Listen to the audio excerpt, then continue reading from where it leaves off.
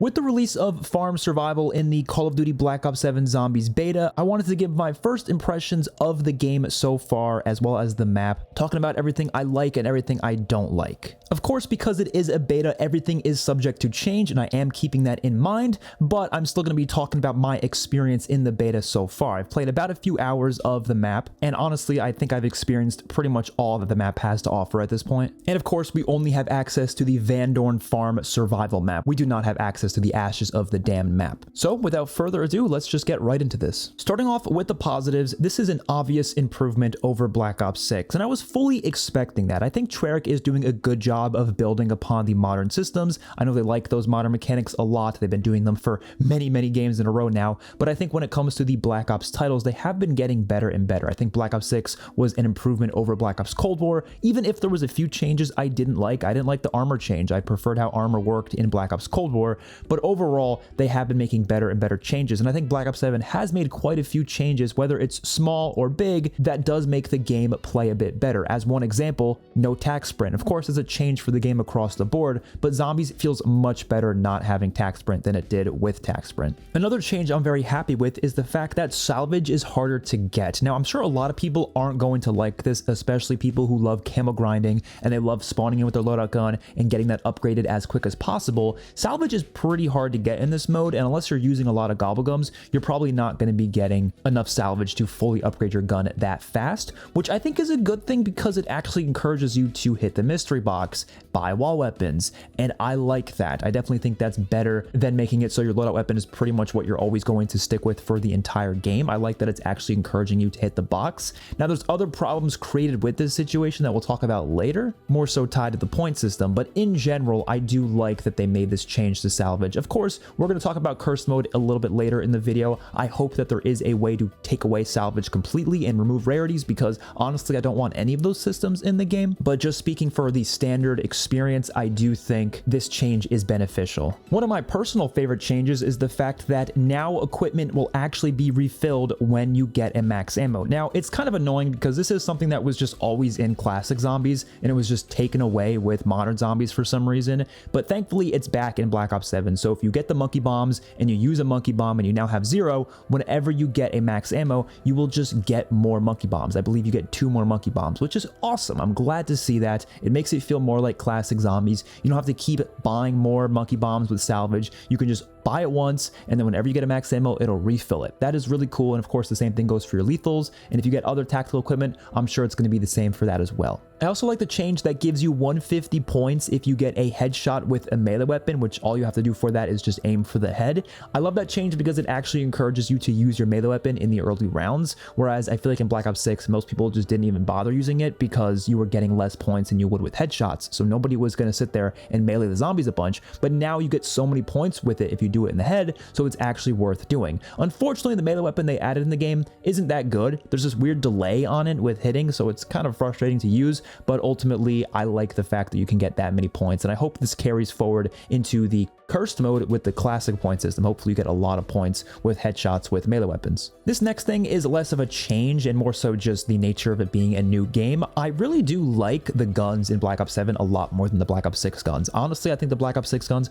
were kind of boring. I never really enjoyed using them. I felt like they just weren't that interesting, but futuristic guns are way more interesting, at least in Call of Duty, at least in modern Call of Duty. I think I was just getting so bored of seeing the same guns in almost every Call of Duty game. So having these futuristic weapons, it's really fun. The M8 is really fun to use in Zombies, for example. I was using that for a while. I love to see it. And of course, it's just the beta guns currently. Once we see a lot more guns added to the full version of this game, it's going to be really fun to mess around with all of them and see what these special pack-a-punch abilities are. And there is a few, like for example, the TAC 45 pistol, which is called the Jaeger 45 in this game, has this pack-a-punch effect where it basically turns it into a shotgun pistol, similar to the 9mm PAP from World War II Zombies. And it's pretty fun to use. I didn't use it a ton, but from what I used, it was pretty cool. When it comes to the new special enemies, I like them a lot. There's of course the Zursa zombie bear and the Ravagers. Both of them are actually very difficult to fight. They're actually kind of challenging. I've actually died to the bear quite a bit because it does this attack that makes it so you can't heal right away, which actually makes healing aura very useful against him. So if he does hit you like that, you can just pop your healing aura and it basically saves yourself. Or also if you use stim shots, anything that allows you to heal is going to be really helpful because you can't auto heal when he hits you sometimes. So that's a cool attack, and his attacks themselves do a lot of damage. He's very, very hard to take out. Overall, a really fun and interesting boss. And then the Ravagers are also really, really cool. They're, of course, one of the special rounds on this map. They're also going to be a special round on Ashes of the Damned. And they have a cool mechanic where they actually try to take your salvage and equipment, any sort of ground loot, it'll try to take it if it's on the floor, which is kind of interesting. But I also like this mechanic where the last Ravager on a round will actually run away from you. So if you leave one Ravager left, he will run away and try to get away. And if he gets away, you won't get a max ammo. And I'm sure a lot of people are not going to like that. I kind of like it though. It's an interesting mechanic and it makes it quite difficult because you have to make sure you're hunting down that last guy and not letting him escape, because if he escapes, you're just not going to get a max ammo. I'm sure I might get annoyed by that at some point. Maybe when the full game's down, I'm going to start hating on it. But for right now, I actually think it's kind of an interesting mechanic. Something I really love on this map so far is the saw blade trap. And usually I don't talk so positively about traps in zombies anymore. I feel like the past couple zombies experiences haven't had the most interesting traps, but this one's really, really fun, especially because of how creepy it is. When you use it, there's this little doll on top of the saw blade trap that makes these weird crying noises, and it's almost like a remixed song of crying babies, and it's the creepiest thing ever, and it really fits the vibe of the map because the map is meant to be this very creepy farm.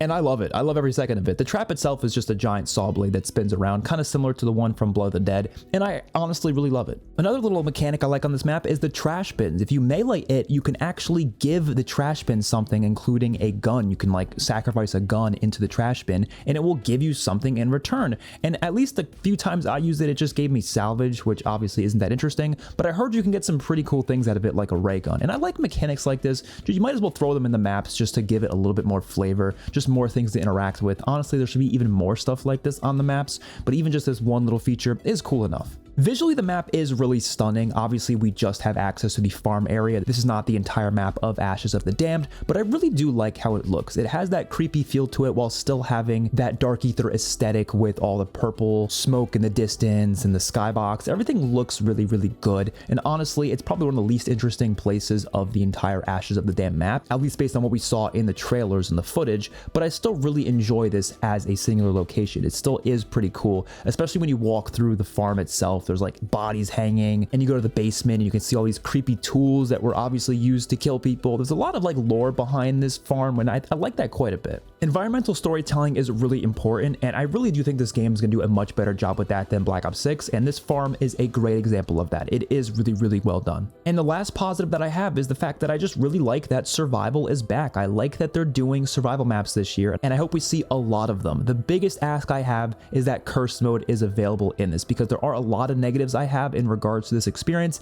and I think a lot of these negatives would be alleviated with cursed mode being available on this map. But the first negative I have is something that unfortunately I just have to admit, this feels way too similar to Black Ops 6. I know I mentioned before that they made a lot of good changes, and they did, but all of those changes could have been updates. They could have been patches, and I feel like when you just have changes that could have just been updates to the game, of course it's going to feel too similar. And honestly, everyone's saying that at COD Next, that it feels too similar to Black Ops 6, because a lot of the YouTubers did say that. I was thinking in the back of my head, well, okay, I'm sure it's going to feel kind of similar, but ultimately I'm sure it's not going to be that similar. And when I played Black Ops 7 multiplayer, I did not feel like it was anything like Black Ops 6 multiplayer. It feels very different. It looks very different. But playing Black Ops 7 Zombies, it felt like I was right back in Black Ops 6. It did. And I know a lot of people say, oh, but that was how it was back in the day too. The jump between World at War and Black Ops 1 and Black Ops 2 wasn't that different. I just completely disagree with those statements. If you go back and play those older games, it did feel very different jumping from one game to the next. Sure, statistically speaking and mechanically speaking, there wasn't that many huge changes. A lot of the innovation was map specific things, which I think is still really important and is still really huge. But the feel of the game was still very different. They did not feel the same at all. I think by far Black Ops 7 so far feels the most similar to another Call of Duty Zombies game than any Zombies game I have ever played before. There is no games that feel more similar than Black Ops 6 and Black Ops 7. And I fully understand that's because both of these games were made back to back. They were made on the same engine, and obviously the other Zombies games had games that were made on the same engine too, but these games were so closely made that they likely just carried forward a lot of systems basically directly. They didn't remake much at all. Like the ray gun Mark II, for example, is on Vandorn Farm. They didn't remake that gun. They just threw it into Black Ops 7 because they knew they could do that. And obviously that's fine. Like I understand that, but that makes the gun feel the same and it makes the game overall feel very similar. And I wasn't thinking too much about that while I was playing, although I knew in the back of my head this feels a lot like Black Ops 6. But once the Doppelghast showed up on round 40, that's when it immediately went like, oh my god, this is Black Ops 6. Like it felt so similar at that point because you see a special enemy that acts the exact same as it did in Black Ops 6. It feels the exact same to fight it. It was so similar to the point where I was like, yeah, okay, this whole experience feels way too similar to Black Ops 6. And I'm not saying they necessarily had to change all the systems to make it feel different. I understand they want to build upon these modern systems, but there has to be something bigger to make these games feel different. And yes, I like the fact that no tac sprint is a thing. I like that they removed that. That's great. I like all the quality of life changes they made. They're good, but ultimately this does feel too similar to Black Ops 6. And I'm sure a lot of people who really loved the feel of Black Ops 6 aren't really going to care. And I don't blame you. Like, I understand if you enjoyed that, that's fine. If they did another Black Ops 3 game that felt just like Black Ops 3, would I have a big issue with it? Probably not, because I really enjoyed the core mechanics of that game and the core feel of that game. But I think with Black Ops 6, especially because even Black Ops 6 itself was already getting criticism for being too similar to Cold War in some ways. They made a lot of changes, I would argue, but still, there was a lot of things that were very similar and people just kind of felt like, okay, these modern systems are getting kind of stale at this point. But then Black Ops 7 doing the same thing literally just a year later, it might cause a lot of people to be less interested in the overall product, including myself, at least when it comes to standard mode. Now, as I said before, cursed mode could save us here. It could completely save us because cursed mode could have its own feel. Now, of course, generally speaking, it will feel still similar to Black Ops 6 in terms of like the zombie AI and stuff like that. But if they change some of that, even just a little bit, they could make a big difference. If they change damage scaling, for example, if they change the hit speed, if they remove rarities, they're already changing the point system, which is huge, then I definitely think all these changes combined can make cursed mode actually feel very unique and very different from the rest of the game and the rest of modern zombies in general. I think that would be great. But right now, with playing the beta, this does feel like a Black Ops 6 map with a different HUD. It really just does feel like that. And as I mentioned the Doppelghast before, yes, that is correct. The Doppelghast has returned on this map. It comes at round 40, and then every round after that, there's one Doppelghast. Now, honestly, I don't hate the idea of reusing special enemies in very specific circumstances. Like, for example, let's say during the Easter egg of Ashes of the Damned, there's a step that unleashes a bunch of Doppelghast at you, but it's just that one step and that's it. Then I have no problem with that. Black Ops 6 did that a few times. Like, for example, on Shattered Veil, they returned the Abomination only on that one step during the Easter egg, but the Abomination does not appear on the map in any other places. I'm okay with that. I don't think that's a terrible thing. But the Doppelghast appearing as just a regular enemy that spawns in is just not a good thing whatsoever. We shouldn't be doing that. Even though it doesn't come until around 40, still, well, why? There's no need for it to be there. And like I said before, it just makes it feel too much like Black Ops 6, and I don't think that's a good thing. Apparently, the Uberklaus is going to be returning on the Ashes of the Damned map as well, because Call of Duty just posted a YouTube short that shows the Uberklaus on the map itself. Now, I honestly think, like I said before, it's probably just going to be for an Easter egg step. I really doubt this is going to be a regular spawning in a special enemy. Surely they've learned by now that people aren't going to like that, but like I said, if it's just for an Easter egg step, I don't see the issue. I think having more special enemies on maps is actually a good thing, as long as it's not spammed throughout the rounds. It should just be for specific things like Easter egg steps, or even area-specific special enemies would be pretty cool. Now, here's probably my biggest critique with this experience so far, and again, cursed mode will basically fix this for me if cursed mode is available on the survival maps, and it's the fact that I don't find regular survival without Easter eggs to be fun unless you have classic mechanics or you have things to grind for. But even then, I think classic mechanics are more important. And in the beta itself, we obviously have nothing to grind for, so you're not playing to grind anything. You're not camo grinding, you're not leveling stuff up. You're literally just playing for the fun of it. And not having classic mechanics, I think, kind of ruins that fun feel that survival maps used to have back in the day. I loved how a lot of the survival maps played back in the older games. Even World War II has survival maps that play really well, but I don't really think this mode is going to be that replayable. I enjoyed the time I played on it, but do I see myself playing this for hours upon hours?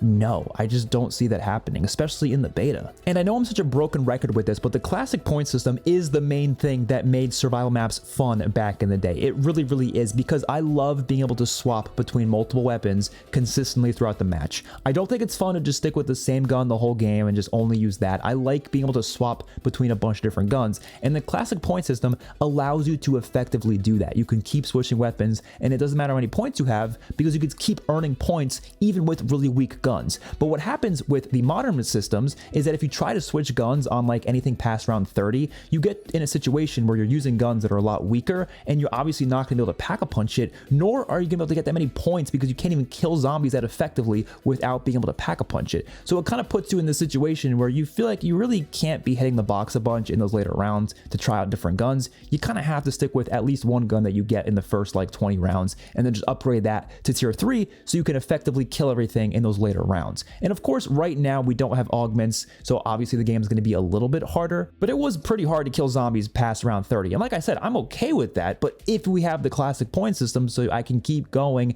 getting new guns, trying new guns out, pack-a-punching them, and not having to worry about the fact that my guns can't kill and I can't get any points and I can't upgrade my weapons to be able to start being able to kill to get points. You know what I mean? I just think classic point system would make this so much more fun, and that's why I really hope that cursed mode is available on the survival maps. It will make it much more enjoyable. And as I said before, at least if there's a lot of things to grind for, I think you're going to enjoy it more, but because we're playing a beta here, you don't have those grinds to get, so you're kind of just playing for the fun of it, and so you have to rely on the actual fun of the mode itself. And I think this made me realize that any fun I had out of just playing casually on a map like Liberty Falls and Black Ops 6, for example, was exclusively for the grinding. If there wasn't a grind, I wouldn't have fun with it, and I'm kind of noticing that here, at least past a certain amount of time. So I really do think those classic systems within Cursed mode will definitely save this experience for me. And the last negative I have is all about the HUD itself. And I know people also think I'm a broken record with talking about the HUD, but the HUD is really important. I still don't know why we don't have a unique HUD by default, but of course, recently there was a bunch of leaks showing off some classic HUDs returning. For example, the Black Ops 3 HUD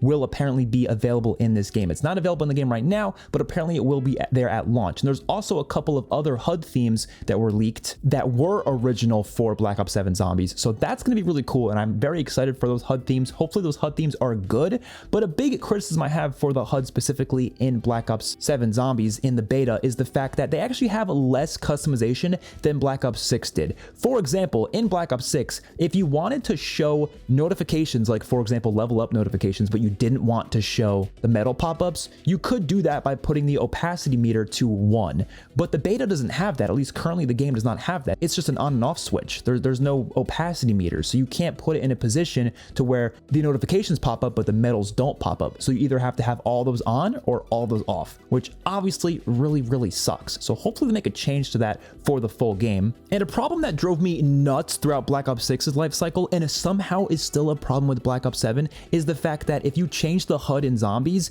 it also changes it in multiplayer. Bro, what are we doing? Like, I don't understand why this is still a problem. It's so crazy to me. They actually did fix that problem in Season 2 of Black Ops 6, but it was still a problem for Warzone. So if you have changed the HUD for Warzone, it changed it for Zombies. If you change the HUD for Zombies, it changed it for Warzone. And it's somehow in the Black Ops 7 beta, it is still a problem where if you change it for Zombies, it'll change it for multiplayer and vice versa. As someone who wants different HUDs for both modes, this is a nightmare. I also play both modes a lot, so I have to constantly change my HUD every single time I change modes. What are we doing, man? It doesn't make any sense to me. I don't know. I understand there's a lot of technical limitations probably with the engine, and maybe that's the issue, but it's just so frustrating as a player to have to keep switching it back and forth. So hopefully this can be fixed for the launch of the game. I don't want to have to wait till like Season 2 or 3 for that to be fixed. It is just so frustrating. There's also a lot of quality of life changes that I think the HUD customization absolutely needs. Like for example, the score feed. We should be able to put the score feed next to the points like it was in the classic games, because right now either it's in the dead center middle of your screen or it's nowhere at all.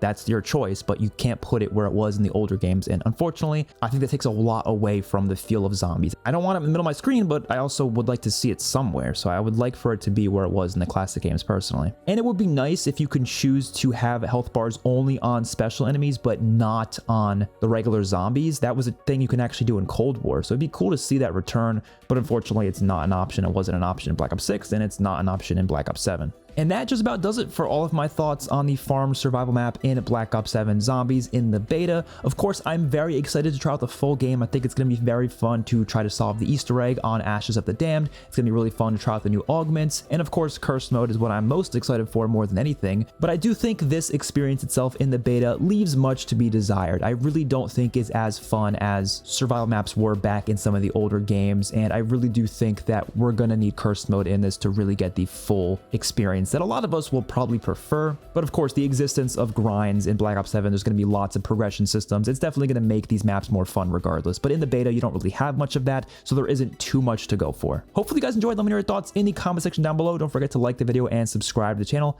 Peace out, everyone.